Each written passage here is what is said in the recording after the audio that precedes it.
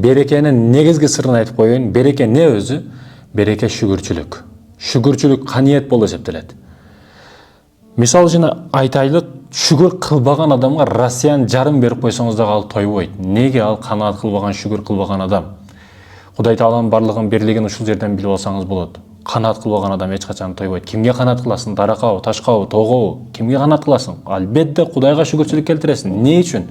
Не себептен? Бардык нерсени бергендиги үчүн, жаратылышы, тоо ташты, сууну, айды, күндү бардыгын бизге бергендиги үчүн канаат кыласың. Жеген табагыңа чейин канаат кыласың, шүгүр кыласың. Ким тойбойт экен? Жаратканга ишенбеген адам. Шүгүрү жок болот экен, адамгерчилиги болбойт экен. Ошондуктан урматтуу мекендештерим, шүгүр, береке деген нерсенин ичинде. Береке дегени бул шүгүрчүлүк. Бар нерсеге канаат кылып жашоо. Тойбогон адамга дүйнөнүн жарымын берип койсоң дагы ал тойбойт. Себеби тарыхты окусаңыз, дүйнөнүн жарымын, 3-төн 2-син, 3-төн 1-ин башкарган падышалар өтө көп өткөн.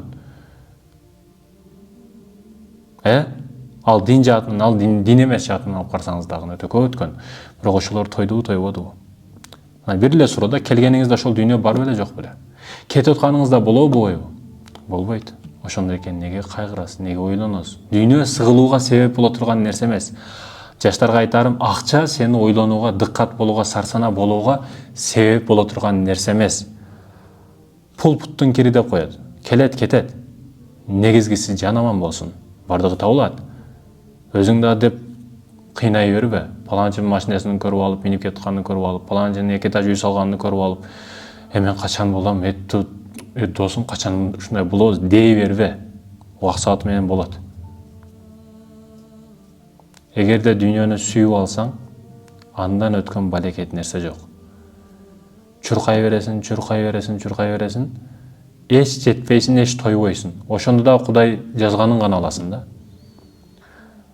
Бирок жан дүйнөгө дүйнөнү киргизбестен, ошого жараша ибадатыңды дагы, иш-аракетиңди да кыла турган болсоң, дөөлөттүүлөрдөн, берекелүү адамдардан болосуң.